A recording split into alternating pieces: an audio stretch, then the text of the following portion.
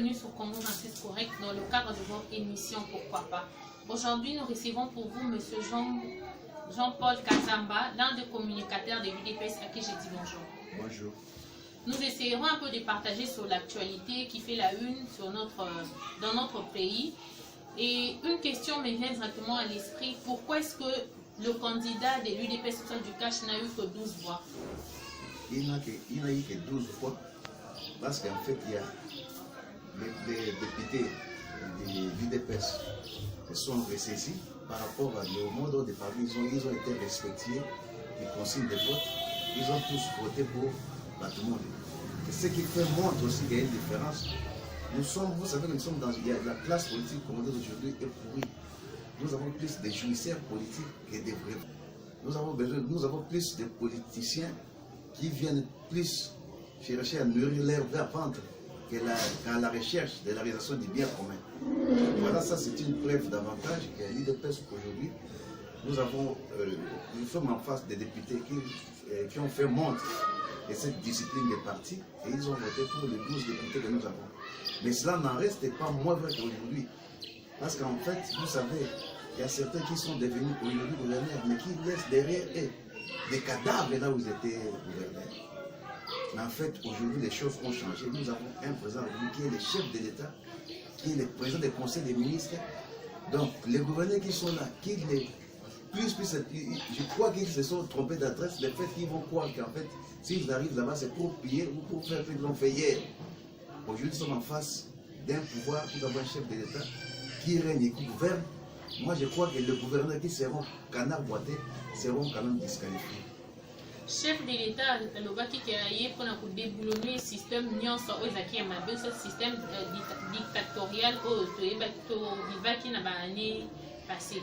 Mais sur le terrain, tout le monde a que notre système fleurir. Apparemment, ce que 7 autres réseaux bima. Les moutons qui sont contre les moutons alignés à déboulonner le dictateur, est-ce que ça monte? Pour que les peuples puissent obéir à lui, il a le pouvoir aussi pour que les peuples, pour qu'ils puissent commander et que les peuples obéissent. Donc, les lois, les gens les ont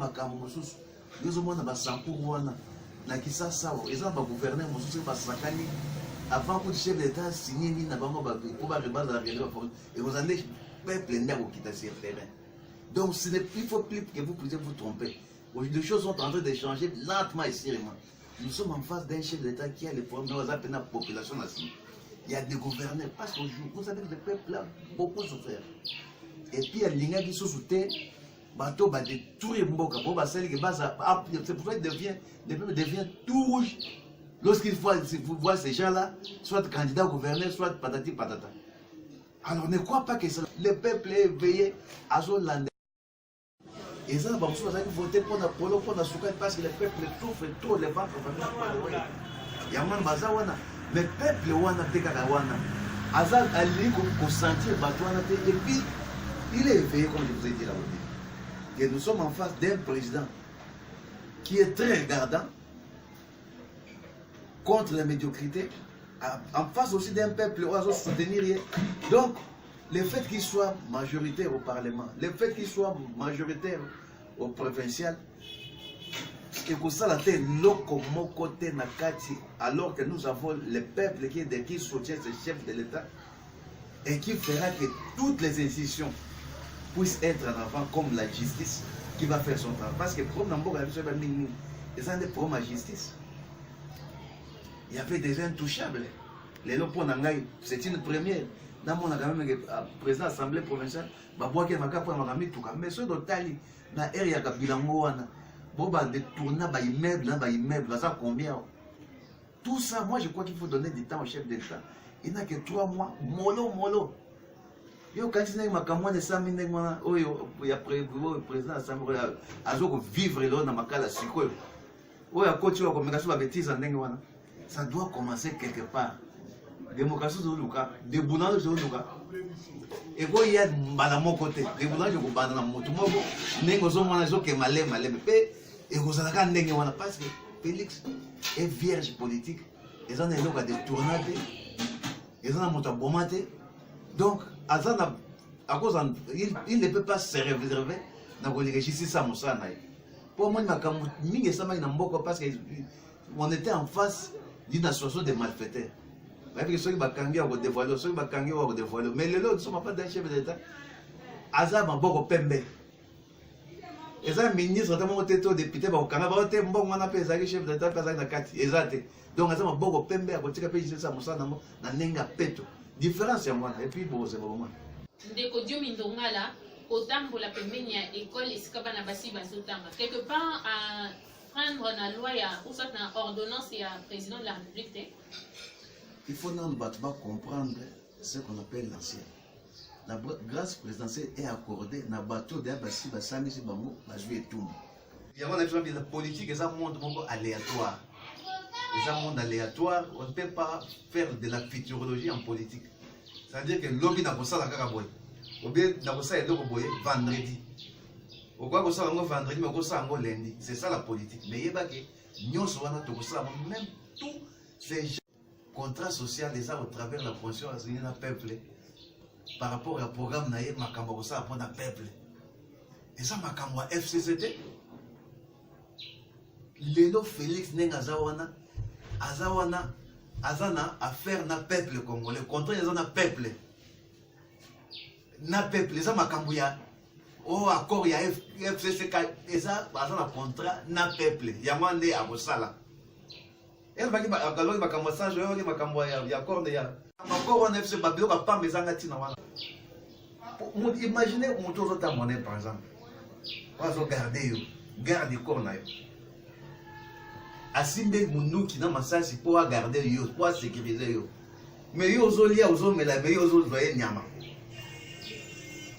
On peut payer salaire, on peut faire ta studio. Dans le cas où on peut payer salaire, ils ont cocaïne, ils ont fait tout le monde.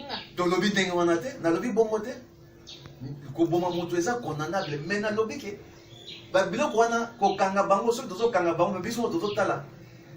Ils ont une cause dans le moté. Parce qu'il faut guérir la cause. Il y a une cause dans le moté, les années.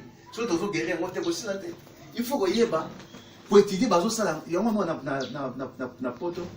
Ceux qui ont fait des camarades, ils ont mis en examen. Est-ce que Moutoune ça bien? Est-ce que ça vaut? Est-ce que ça vaut? Est-ce que ça vaut? Quand ils ont prometé, mais ceux qui flot, Moko et Zaboy, qui ont injustice à ma casse. Malheureusement, c'est ce que nous regrettons. C'est-à-dire qu'il faut, quand vous êtes dirigeant, vous êtes il faut que Mboka et ça pour nous, Moutoune, ça bien avec Congolais. Azala, l'autre bien avec l'Ikiri.